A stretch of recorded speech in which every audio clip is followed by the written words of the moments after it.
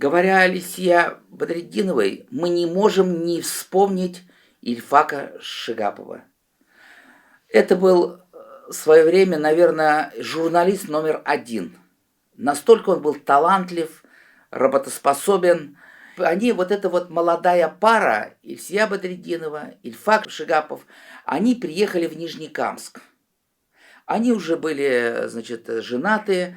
Ильфак был немного, чуть-чуть постарше Ильсия, и вот у них уже был ребенок. Вот я помню, я приходил в редакцию. В редакции стояла детская коляска, был ребенок, и это был такой союз. Это был союз красивых, позитивных, ярких личностей. Ей было 20 лет.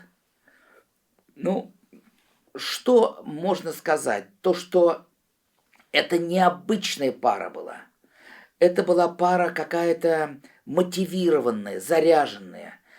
И вот, значит, он работал в редакции, тираж был тогда около 20 тысяч, а Ильсия тогда по договору ездила по деревням, ездила по стройкам. Очень много до сих пор про нее рассказывает Виктор Шадрин, главный редактор газеты. Она ехала на стройку, ехала в сельские совхозы, колхозы. Прежде чем подойти к руководству, она разговаривала с людьми в поле, людьми на стройке, и уже подготовленная с какими-то пожеланиями, критическими замечаниями, она приходила к руководству. И очень интересно она преподносила материал. К тому же она еще и рисовала. Она уже тогда была такой талантливый художник, и когда говорят, если талантлив человек во всем, это про нее. Ильфак Шигапов тогда, значит, писал репортажи, и сейчас такая есть мысль собрать его все творчество Ильфака Шигапова и сделать книгу из его статей, так как у него лексикон, преподношение материала, набор слов, постановка предложений, она очень своеобразная. И когда Ильсия начала петь, первые песни она спела в группе Мучат-Аши, и здесь он ей написал тексты. Тексты такие необычные были тексты, с необычным таким острые тексты.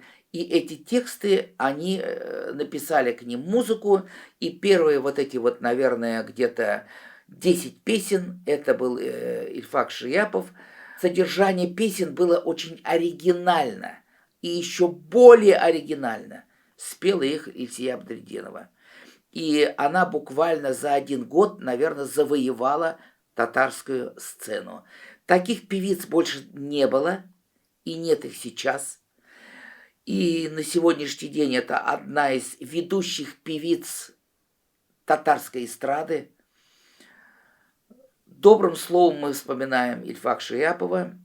И вопрос, кто кому помог, так никогда не стоял и не стоит. Это два талантливых человека, это такой союз таланта, творчества, и он дал свои результаты. И достаточно быстро. Она продвинулась на татарской сцене.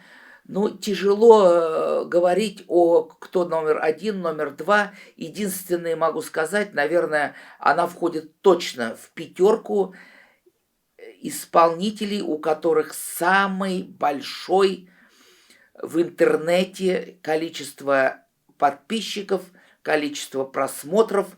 Здесь, конечно, она один из явных чемпионов у нас.